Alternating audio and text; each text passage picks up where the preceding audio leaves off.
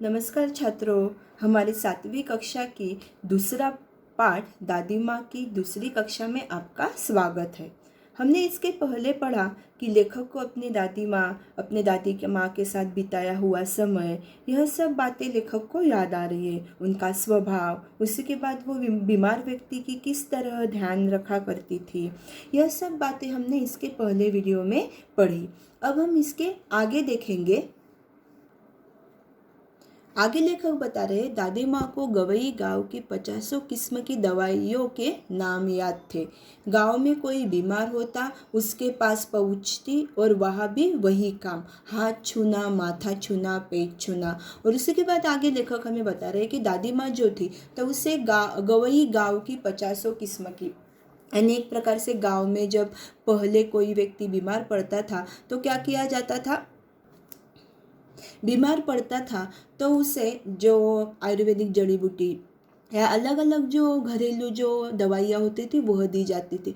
तो उसी प्रकार से जो दादी माँ है तो दादी माँ को भी ऐसे गवई गांव की 50 किस्म की यानी प्रकार की दवाइयों के नाम याद थे। यानी किसी व्यक्ति को कोई दवाई अगर देनी है तो हर एक दवाई का नाम दादी माँ को याद होता था। गांव में कोई बीमार होता तो उसके पास पहुँचती और गांव में अगर कोई भी बीमार पड़ जाता था तो जो दादी माँ है वह क्या करती थी, वहाँ पे पहुँच जाती थी। उनका हाथ छूना, माथा छूना, पेट छूना, इस प्रकार से उन्हें क्या करती थी, जांचा करती थी दादी माँ, क्योंकि उन्हें हर एक प्रकार की दवाइयाँ मालूम होती थी और उन्हें हर प्रकार से जांचने के बाद वह क्या करती थी, उनको दवाई देती थी। और उसी के बाद भूत से लेकर मलेरिया, सरसाम, निमोनिया तक का अनुमान विश्वास के साथ सुनाती थी। और इस प्रकार से हाथ छूकर, माथा छूकर, पेट छूकर उस व्यक्ति को क्या बीमारी हुई है, मलेरिया हुआ है, निमोनिया हुआ है, यह कोई भी बीमारी वह अनुमान लगाकर यानी अंदाज़ा लगाकर विश्वास के साथ वह सामने वाले को बीमारी का नाम बताती थी। महामारी और विषुचुका के दिनों में रोज सवेरे उठकर स्नान के बाद लवंग और गुड़ मिश्रित जलधार, गुग्गल और धूप, सफाई कोई उनसे सीख ले। दवा में देर होती, मिश्री या शहद खत्म हो जाता, चादर या गिलाफ नहीं बदले जाते तो वे जैसे पागल हो जाती थी। और इसी के बाद आगे बताया जा रहा है महामारी और विषुचुका। महामारी यानी क्या कि एक बीमारी थी, और विषुचुका यानी क्या कि छुआछूत। छुआछूत यानी क्या कि किसी बीमार व्यक्ति को अगर हमने स्पर्श किया तो वह बीमारी हमें भी हो जाएगी। इस प्रकार से इस बीमारी को विषुचुका बीमारी यानी छुआछूत की बीमारी कहते थे।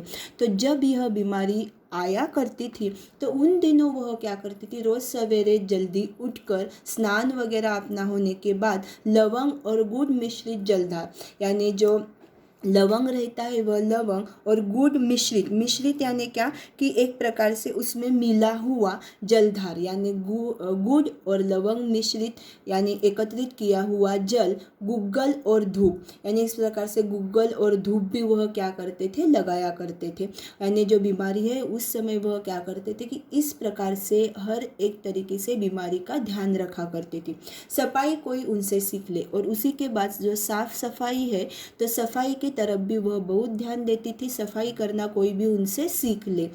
दवा में देरी होती, मिश्री या शहद खत्म हो जाता, चादर या गिलाफ नहीं बदले जाते तो वो जैसे पागल हो जाती थी। और अगर किसी बीमार व्यक्ति को अगर दवाई देने में देर हो जाए, मिश्री या जो शहद है तो वह अगर ख़त्म हो जाए या चादर न बदली जाए तो यह सब बातें जब होती थी सफाई से लेकर या बीमार व्यक्ति से लेकर, तो यह अगर उनके मन की तरह नहीं हुई तो वो एक प्रकार से पागल जैसी हो जाती थी, यानी क्रोधिष्ट हो जाती थी। बुखार तो मुझे अब भी आता है, नौकर पानी दे जाता है, मेस महाराज अपने मन से पकाकर खिचड़ी या साबू, डॉक्टर साहब आकर नाड़ी देख जाते हैं और कुनेन मिक्सचर की शीशी की तिताई के डर से बुखार भाग भी जाता है, पर न जाने क्यों ऐसे बुखार को बुलाने का जी नहीं होता। और इसी के बाद लेखक हमें बता रहे हैं कि जब मैं पहले जैसे बीमार पड़ा था तो वैसे अभी भी मुझे बुखार तो आता है, नौकर पानी देता है, जो मेस महाराज जो है खाना बनाने वाले वह अभी भी क्या करते हैं कि खिचड़ी पकाते हैं, साबू बनाते हैं, बट डॉक्टर साहब आकर क्या करते हैं कि नाड़ी भी चेक करके जाते हैं। उसके बाद कुनेन मिक्सचर की शीशी की तिताई के डर से बुखार भाग भी जाता है। और कुनेन मिक्सचर यानी जो दवाई रहती है उस दवाई का मिक्सचर कर कर शीशी यानी क्या जो बोतल रहती है तो उस बोतल की तिताई यानी क्या कि कड़वापन, तो इस शीशी में या एक बोतल में रखी हुई जो दवाई रहती है तो उस दवाई के तिताई यानी कड़वेपन के जैसे ही बुखार क्या हो जाता है, भाग जाता है। पर न जाने क्यों ऐसे बुखार को बुलाने का जी नहीं होता। लेकिन लेखक कह रहे कि अब मुझे जो बुखार आता है तो उस बुखार को बुलाने का अभी मेरा जी नहीं होता। यानी जब वह छोटे थे तो वह बीमार पड़ते थे तो दादी माँ क्या करती थी, खास तरीके से उनका ख्याल रखती थी। लेकिन अभी जो है लेखक कह रहे कि ये सब बातें अभी भी होती है, दवाई मिलती है, जो खिचड़ी है वह खाने को मिलती है, लेकिन अभी उनका कहना है कि ऐसा बीमार होना या ऐसा बुखार मुझे बुलाने को मेरा अभी जी नहीं मानता। मुझे पहले जो दादी मेरा ख्याल रखा करती थी वही मुझे ज़्यादा पसंद था। बहुत बुलाने पर दादी माँ आती, बहन बुरा न मानना, कार परोजन का घर ठहरा, एक काम अपने हाथ से न करूँ तो होने वाला नहीं। जानने को यो सभी जानते थे कि दादी माँ कुछ करती नहीं। और आगे लेखक बता रहे हैं कि उनके घर में जो किशन भैया थे तो उनकी शादी तय हुई थी। और उनकी शादी जब तय हुई थी तो दादी माँ जो थी बहुत उत्साही थी, बहुत आनंदित थी। और उसी के बाद वो क्या करती थी कि दिन भर घर से क्या रहती थी, गायब रहती थी। और उसी के बाद जो पड़ोसन है तो पड़ोसन को बुलाती और कहती कि बहन बुरा न मानना, कार परोजन का घर है। कार परोजन यानी क्या कि काम धंधे वाला घर है। और उसी के बाद उनका कहना था, मैं अगर किसी काम को हाथ न लगाऊं तो वह काम नहीं होगा। और जानने के लिए तो ऐसे देखा जाए तो वह कुछ भी नहीं करती थी। यानी जो किशन भैया थे, किशन भैया की शादी तय हुई थी तो वो बहुत उत्साही थी, आनंदित थी। और इसीलिए आस पड़ोस की जो औरतें थी उनको कहते थे कि मेरे सिवा कुछ काम नहीं होता। उसके बाद क्या है कि काम धंधे वाला जो है हमारा यह घर है। और अगर देखा जाए तो दादी माँ क्या करती थी, दिन भर घर से गायब रहती थी और सिर्फ कहती थी कि मेरे सिवा कुछ नहीं होता। पर किसी काम में उनकी अनुपस्थिति वस्तुतः विलंब का कारण बन जाती। उन्हीं दिनों की बात है, एक दिन दोपहर को मैं घर लौटा, बाहरी निकसार में दादी माँ किसी पर बिगड़ रही थी। देखा पास के कोने में दुबकी रामी की चाची खड़ी है। और इसी के बाद लेखक कह रहे हैं कि घर में एक प्रकार से शादी तय हुई थी और जो दादी माँ थी वह घर में काम की तरफ ध्यान नहीं देती थी, बाहर के लोगों की तरफ ही, बीमारी की तरफ ध्यान दिया करती थी, बाहर जाना।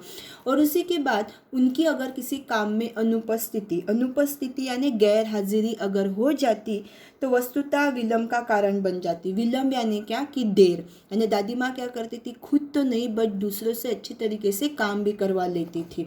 और अगर वह किसी काम में अनुपस्थित रही, गैर हाजिर रही तो वह काम को क्या हो जाता था, विलंब हो जाता था। उन्हीं दिनों की बात है, लेखक कह रहे कि मैं एक दोपहर में क्या कर रहा था, घर में लौट रहा था। बाहरी निकसार यानी क्या कि जो बाहर निकलने के लिए जो रास्ता रहता है तो उस बाहरी निकसार में दादी माँ किसी पर बिगड़ रही थी। देखा पास के कोने में दुबकी रामी की चाची खड़ी थी। और इसी प्रकार से उनका कहना है कि दोपहर में जब मैं आया तो मैंने देखा कि बाहर का जो जाने का रास्ता था तो वहाँ पर दादी माँ किसी के ऊपर बिगड़ रही थी, क्रोधित हो रही थी। और उन्होंने जाके देखा तो एक कोने में जो रामी की चाची थी वह खड़ी थी। दुबकी यानी क्या कि सहमी हुई या डरी हुई वह खड़ी थी। और जो दादी माँ थी वह क्या कर रही थी, उस पर बिगड़ रही थी या उसे एक प्रकार से डांट रही थी या उसके ऊपर गुस्सा कर रही थी। मालकिन रामी की चाची रोती हुई दोनों हाथों से आंचल पकड़े दादी माँ के पैरों की ओर झुकी। बिटिया की शादी है, आप न दया करेंगी तो उस बेचारी का निस्तार कैसे होगा। हट हट, अभी नहा के आ रही हूँ। दादी माँ पीछे हट गई। जाने दो दादी, मैंने इस अप्रिय प्रसंग को हटाने की एक प्रकार से गरज से कहा। बेचारी गरीब है, दे देगी कभी, चल चल, चला है समझाने। यानी जो रामी की चाची थी धन्नो, तो उन्होंने क्या किया था कि जो दादी माँ थी, दादी माँ से कुछ पैसे लिए थे और वह उन्हें वापस नहीं कर पा रही थी। और इसीलिए दादी माँ क्या कर रही थी, उसके ऊपर बिगड़ रही थी। और वह दादी माँ को समझा रही थी कि बिटिया की शादी है, आप अगर दया नहीं करोगे तो उसका एक प्रकार से निस्तार कैसे होगा, यानी एक प्रकार से उसका ब्याह कैसे होगा। तो दादी माँ के पास वह आई तो दादी माँ ने कहा, नहीं नहीं, अभी मैं नहा के आई हूँ, पीछे ही हट। और इसी प्रकार से जो लेखक है, तो लेखक कह रहे हैं कि मैं ये सब बातें क्या कर रहा था, देख रहा था। और इस प्रकार से जो रामी की चाची थी वह क्या कर रही थी, पैरों पर नाक रगड़ रही थी। पैरों पर नाक रगड़ना यानी क्या, कि एक प्रकार से खुशामद करना, गिड़गिड़ाना या विनती करना। तो वह दादी माँ की हर एक तरीके से क्या कर रही थी, कि खुशामद कर रही थी, या एक प्रकार से उनको समझा रही थी कि मैं आपके पैसे आपको वापस कर दूंगी, जो है यह सब बातें बता रही थी। और इतने में जो लेखक थे वह लेखक वहाँ पे आ गए और लेखक दादी माँ को समझाने लगे, बेचारी गरीब है, दे देगी कभी, चल चल चला है समझाने। और दादी माँ लेखक को कहने लगी, कब देगी वो मुझे, और तू क्या मुझे समझाने आया है। एक दिन रास्ते में रामी की चाची मिली। वह दादी को पूतो फलो दूधो नहाओ का आशीर्वाद दे रही थी। मैंने पूछा, क्या बात है धन्नो चाची। तो उसने विह्वल होकर कहा, बेटा भगवान भला करे हमारी मालकिन का, कल ही आई थी। और इसी प्रकार से कुछ दिनों के पहले पैसों के लिए जिन रामी की चाची यानी धन्नो को जो दादी माँ डांट रही थी, तो उसे अभी जो धन्नो है वह दादी माँ को पूतो फलो दूधो नहाओ का आशीर्वाद दे रही थी। पूतो फलो दूधो नहाओ यानी धन और संतान की तुम्हारे यहाँ पे अच्छी तरह से वृद्धि हो, यह क्या है, मुहावरा है। और इस प्रकार से वह क्या कर रही थी, कि दादी माँ को क्या कर रही थी, कि यह आशीर्वाद दे रही थी।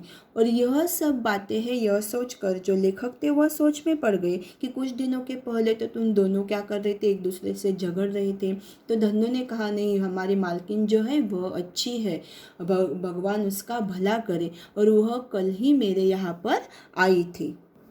और लेखक फिर बोलने लगे कि उस दिन तो दादी माँ तो आपको बहुत डांट रही थी। तो धन्नो चाची ने कहा कि जो बड़े लोग हैं वो डांटे नहीं तो फिर हमारा काम कैसे होगा साहब। और ऐसे कहते हुए धन्नो ने अपने मालकिन के बारे में लेखक को बताया। किशन का विवाह था। औरतें रात को अभिनय करती थी, पुरुषों को वहाँ आना मनाही था। दादी माँ के कहने पर लेखक को वहाँ सोने दिया। बाद में देबू की माँ ने कल वाला बच्चा कहकर लेखक को चिढ़ाया। तब लेखक दादी माँ के पास आके खड़े हो जाते, उनको अभयदान मिल जाता। उनके यहाँ पर किसी का अगर शादी ब्याह रहते थे तो औरतें क्या करती कि रात में अलग अलग प्रकार से अभिनय यानी नाटक करते थे। और उस नाटक में शादी जब से तय होती है उस समय से लेकर पुत्रोत्पत्ति यानी जब तक पुत्र होता है तब तक का सारा जो है उस नाटक में अभिनय किया जाता था। और वहाँ पर पुरुषों को आना मना था। और जो लेखक थे तो लेखक ने क्या किया था, एक दिन वहीं पर जो औरतें अभिनय कर रही थी तो उसमें वह जाकर एक चारपाई पर चादर लेके सो गए थे, चारपाई पर सो गए थे। और उसी समय जो औरतें अपना अभिनय कर रहे थे तो उन अभिनय को वह क्या कर रहे थे, चादर में सोए सोए सुन रहे थे। और इतने में क्या हुआ कि वह अपने ऊपर क्या है कि एक प्रकार से कंट्रोल नहीं कर सके और उनको हंसी आ गई। और उनको हंसी आ गई तब औरतों ने क्या किया कि उनके ऊपर एक प्रकार से आपत्ति की। और उसी के बाद जो देबू की माँ थी तो उन्होंने कल वाला बच्चा कहकर उनको चिढ़ाया कि कल तो दादी माँ कह रही थी कि क्या है वो बच्चा है उसे सोने दो, लेकिन ये कैसे अपने चादर के अंदर बैठ के कैसे हंस रहा है। और उसी के बाद जब वो उसे चिढ़ाने लगी तो वह अपनी दादी माँ के पास आके खड़े रह गए। और जैसे ही अपने दादी माँ के पास आके खड़े रह गए तो उनको अभयदान मिल जाता था। अभयदान यानी निर्भीकता प्रदान हो जाती थी, या जो डर था वह डर उनके दादी माँ के पास आने के बाद उनका कम हो जाता था। स्नेह और ममता की मूर्ति दादी माँ की एक एक बात आज वैसे वैसी मालूम होती है। परिस्थितियों का वाद्य चक्र जीवन को सूखे पत्ते सा कैसा नचाता है, इसे दादी माँ खूब जानती थी। दादी माँ की मृत्यु के बाद दादा की मृत्यु के बाद से ही वे बहुत उदास रहती। और उसी के बाद जो दादी माँ थी वह स्नेह और ममता की क्या थी, एक प्यार भरी एक मूर्ति थी। और उसी के बाद उनका कहना है परिस्थिति का वात्या चक्र। परिस्थिति का वात्या चक्र यानी क्या कि घटनाक्रम किस प्रकार से हमारे जीवन को बदलता जाता है, यानी जो परिस्थिति होती है वह हर एक के जीवन में एक जैसी नहीं रहती। जो घटनाक्रम है वह उसे क्या करता है कि सूखे पत्तों सा कैसा नचाता है, यानी सूखे पत्ते पत्ते कैसे, यहाँ से अगर सूखा पत्ता किसी पेड़ से नीचे गिरा तो वो एक प्रकार से उड़ते हुए कहाँ चला जाए ये हम बता नहीं सकते। तो उसी प्रकार से उनका कहना है कि हमारा जीवन भी वैसा ही होता है, जो परिस्थिति जो रहती है, जो घटनाक्रम होता है, तो उसे हम बता नहीं सकते थे। और उसी के बाद उनका कहना था कि दादाजी की मृत्यु के बाद जो दादी माँ थी वह बहुत उदास रहने लगी थी। और उनका उदास रहने का कारण ये भी था, दादा ने उन्हें स्वयं जो धोखा दिया, वे सदा उन्हें आगे भेजकर अपने पीछे जाने की झूठी बात कहा करते थे।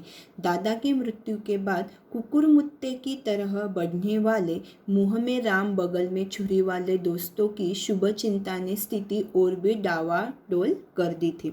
और इसी प्रकार से आगे लेखक कह रहे हैं कि वो एक प्रकार से उदास रहने का कारण यह भी था कि दादाजी ने उन्हें क्या किया था, खुद बहुत बड़ा धोखा दिया था। वो हर बात दादी माँ को कहते थे, तू आगे जा, मैं तेरे पीछे हूँ। और इस प्रकार से बात वो हर बार उसे कहा करते थे और एक प्रकार से कभी दादी जी का साथ नहीं देते थे। दादाजी के मृत्यु के बाद कुकुरमुत्ते की तरह बढ़ने वाला, कुकुरमुत्ता यानी कि मशरूम जो रहता है तो उसे कुकुरमुत्ता कहा जाता है। तो उनका कहना है कि उसी की तरह बढ़ने वाले, मुंह में राम बगल में छुरी वाले दोस्तों की सुबह चिंता ने स्थिति और भी डावलडोल कर दी। यानी इस प्रकार से उनका कहना था कि जो कुछ दोस्त हमारे रहते हैं वह हमारे मुंह पर हमें अच्छी तरीके से बोलते हैं, लेकिन बाद में हमारे बारे में भला बुरा कहते हैं। बगल में छुरी वाले जो दोस्त रहते हैं, तो ऐसे दोस्तों ने ही उन्होंने कहा है कि जो हमारी स्थिति है या एक प्रकार से जो बात थी उसे और भी ज़्यादा आगे बढ़ा दिया था दादी जी के। दादी माँ अक्सर उदास रहा करती। माँ के दिन थे, कड़ाके का जाड़ा पड़ रहा था, पछुआ का सन्नाटा और पाले की शीत में शाम को मैंने देखा दादी माँ गीली धोती पहने कोने वाले घर में एक संदूक पर दिया जलाए हाथ जोड़कर बैठी थी। और लेखक का कहना है कि उन्होंने एक माघ महीना जो रहता है तो उस माघ महीने में उन्होंने देखा कि कड़ाके का ठंडी थी और उस कड़ाके की ठंडी में उन्होंने देखा था दादी माँ ने पूरी गीली धोती थी उससे ही वह बैठी थी और एक संदूक पर उन्होंने दिया जलाया था और हाथ जोड़कर वह बैठी हुई थी। रोता क्यों है रे, दादी माँ ने उनका माथा सहलाते हुए कहा। मैं तो अभी हूँ ही। उन्होंने संदूक खोलकर एक चमकती सी चीज़ निकाली। तेरे दादा ने यह कंगन मुझे इसी दिन के लिए पहनाया था। और उसी के बाद लेखक बता रहे हैं कि लेखक के जो पिताजी थे वह पिताजी और किशन भैया उनकी आर्थिक स्थिति खराब होने के कारण दूसरों के पैसे देने के बारे में एक दिन सोच रहे थे। और यह सब बातें दादी माँ ने सुनने के बाद वह दादी माँ ने कहा कि रोते क्यों हो। उन्होंने उनका माथा सहलाया यानी प्यार से उनको पास लिया। एक उन्होंने संदूक खोलकर, संदूक यानी जो बक्सा था उस बक्से को उन्होंने खोला और उसमें से एक चमकता हुआ जो कंगन का जोड़ा था वह उन्होंने निकाला और कहा कि इसी दिन के लिए तेरे दादाजी ने मुझे यह पहनाया था। उनका गला भराया, मैंने उसे पहना नहीं, इसे सहज कर रखती आई हूँ, यह उनके वंश की निशानी है। उन्होंने आंसू पोंछकर कहा, पुराने लोग आगा पीछा सब सोच लेते थे बेटा। और इसी प्रकार से अपने बेटों के ऊपर जब एक प्रकार से आर्थिक परिस्थिति खराब आ जाती है तो दादी माँ ने क्या किया कि जो दादाजी ने उनको दिए हुए जो कंगन थे वह कंगन क्या किए, उसे उन्होंने सहज कर रखा था। सहेज कर यानी क्या कि संभाल कर रखा था। और यही क्या था कि उनकी आखिरी निशानी थी अपने दादाजी ने दी हुई थी वह।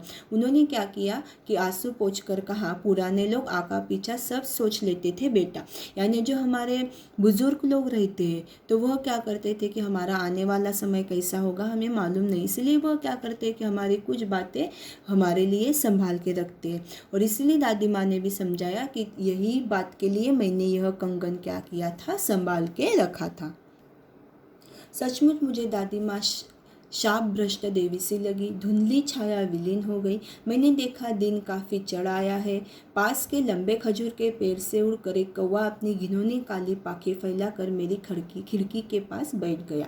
और यह सब बातें लेखक सोच ही रहे थे, अपनी दादी माँ को याद कर रहे थे। तो उनका कहना है कि दादी माँ मुझे किसी शाप भ्रष्ट देवी सी लगी। शाप भ्रष्ट यानी शापग्रस्त, यानी जिसे कुछ शाप दिया गया है वैसे मुझे वह उसकी मूर्ति थी वह दिखाई पड़ी।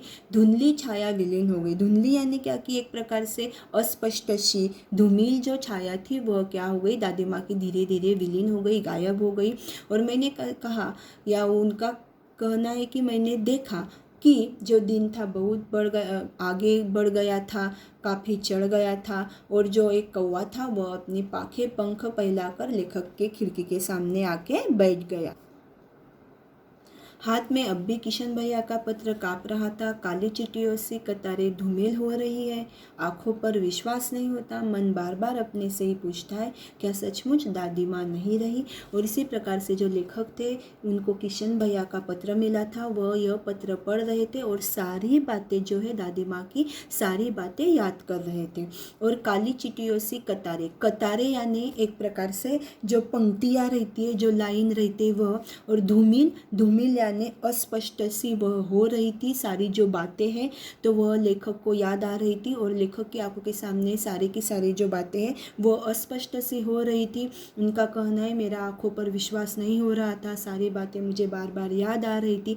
क्या सचमुच मेरी दादी माँ अभी नहीं रही इस जगत में। ऐसी यह बातें सब वह किशन भैया का पत्र पढ़ते हुए सब बातें दादी माँ की वह याद कर रहे। इस प्रकार से हमने देखा कि किस प्रकार से लेखक को अपनी दादी माँ की याद आती है, दादी माँ की सारी बातें वह किस प्रकार से दोहराते हैं, यह हमने इस पार्ट में देखा। इसके बाद आपको जो नोट्स और न्यू वर्ड्स मीनिंग्स यानी नए शब्दार्थ जो है आपको टॉप स्कूल द्वारा भेजा जाएगा। आप अपने क्लास वर्क में लिख लीजिए। धन्यवाद।